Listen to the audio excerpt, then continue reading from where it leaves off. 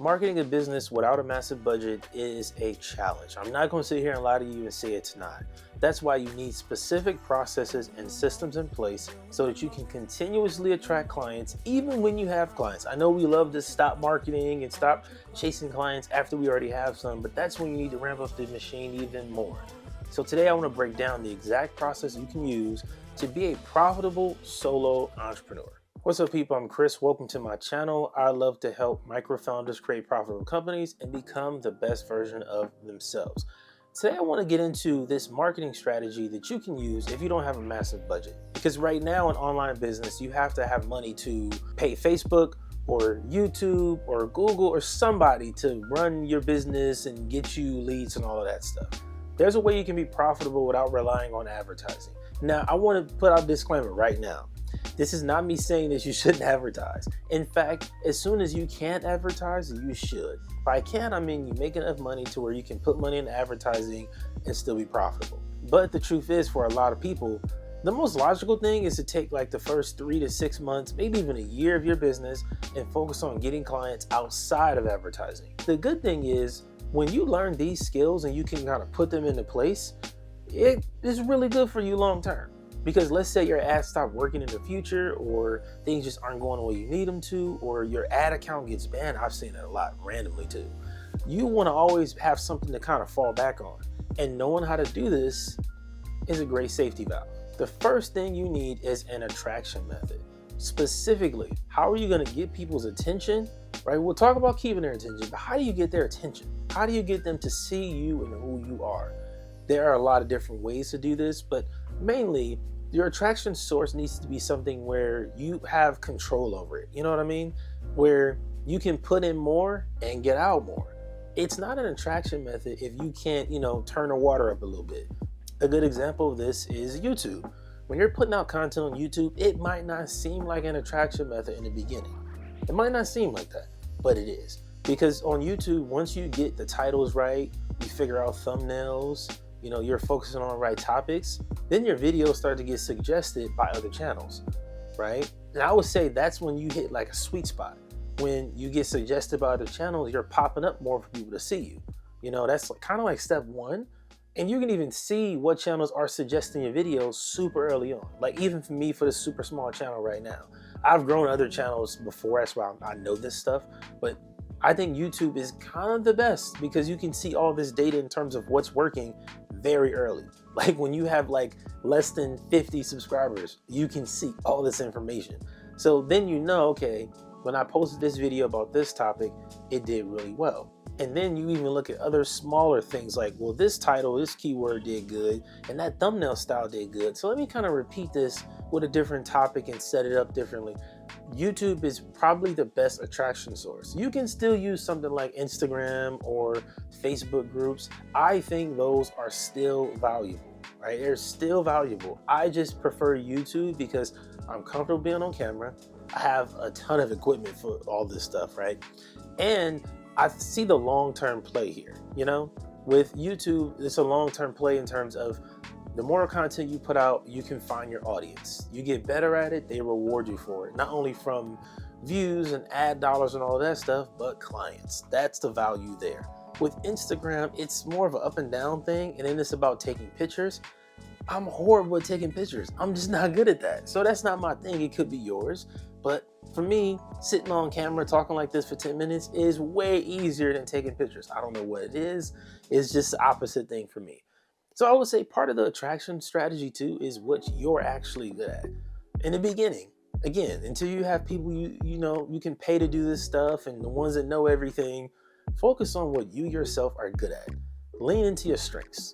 Matter of fact, let me know in the comments down below, which one are you better at? Are you better on camera, like taking pictures, or better on camera in terms of recording like I am? Let me know in the comments. The next part of this process is a nurture method. How do you get people to go from just knowing you and being aware of you when you attract them to actually liking you? Like this is the hard part now, because the marketers ruined it, to be honest. I remember back in like 2016, 2017, when giving somebody a PDF to get their email was a big deal. And it was like, wow, I'm on this email list. I'm going to learn from so-and-so. Now it's done so much, it's just been diluted to where it's mostly crap. Like, I don't even look at email as valuable as it used to be. I know the business owners are going to tell you that it is, and again, it can be. But I find that most people have diluted the email list value just so low, it's just crappy, right? I think nurturing is better when you're doing more of the face-to-face. And again, this could be me being a face-to-face kind of person. Like, I would prefer to do my weekly webinars, right? Where you're on my list, but specifically so I can get you to the weekly webinars, where I'm not even trying to sell you anything. I'm not trying to promote anything. We're just there and you're asking questions, I'm answering them. I find that for me, that is the most valuable nurturing method versus sending 50 emails hoping they eventually click a link. I just prefer to do face-to-face. Again, this is a personal thing to me. I know I sound crazy, but nurturing is about getting somebody to like you. What faster way would you like me than you asking a question and I look you in your face and answer it? There's not a faster method. So why not just cut to the chase? Like, if you can just pull up to Zoom on Tuesday at 2:00, then yeah, you're gonna get to talk to me and you're gonna get to ask questions and I can answer them and we both win, right? Because I'm trying to build a relationship with you because I know I'm not gonna just run out here and sell you something on day one. Like, I understand that it's gonna take 20 times before you buy anything.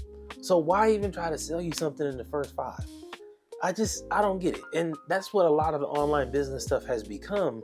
And that's why people are so desensitized to it. Like, if you saw a sale right now in your email, you wouldn't even acknowledge it. You'd be like, another sale, and just keep going because you see it so much. I want people to look at my emails as like, wow, he sent another email. I got to check this out. That's what I want. So again, nurturing is about getting them to like you. Find a way to get people to like you. If you can do weekly meetups virtually, if you could do, some people call it office hours, coffee chat, whatever, do that. If not, then email is great. Newsletters are great. I think newsletters are really good when you have a unique perspective on a specific topic, right? Like, if you share your opinion on politics or sports, whatever it is, whatever you do in your newsletter has to be different. It has to be a different approach. Like, I'm working on a startup newsletter and I'm going to talk about failures. That's it. I'm not talking about who got the recent investment, who had a massive exit. I want to talk about who failed and how they failed.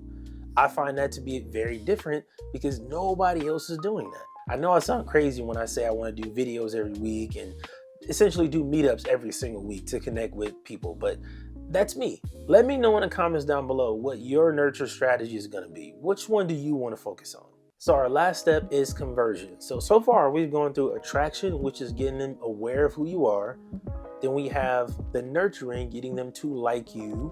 Conversions is all about getting them to trust you. When they trust you, that's when they are willing to make that purchase. The best way to get them to trust you, and this is something I learned from, I want to say Alex Hormozi, but only because recently he explained it really good. Like, you can constantly show proof. Showing proof over and over again is how you can build that trust. And I don't think that that's wrong. Like, that's the perfect way to go. You can only build trust like that today by showing people exactly what you're talking about. I've worked with a lot of podcasters over the years, and I would always get questions about, well, have you been sponsored and how much money have you made? And I can just show people invoices and contracts and like literally hard copy proof of what it is that I've done.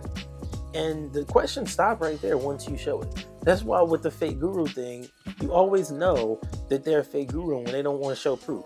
Showing proof doesn't have to mean, showing your bank account. You can show a contract.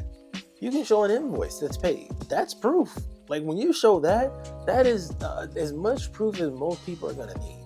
When you show the contract and proof like that, that builds trust with the audience. When I'm making content like this, I try to add in as much proof as I can throughout the content to show you that I'm going through the same process. I'm doing the same things. I'm doing exactly what I'm telling you to do. I'm not just coming up with it and coming to you trying to sell something. That's also why, if you notice in my content, I'm not really pushing different products and services like that.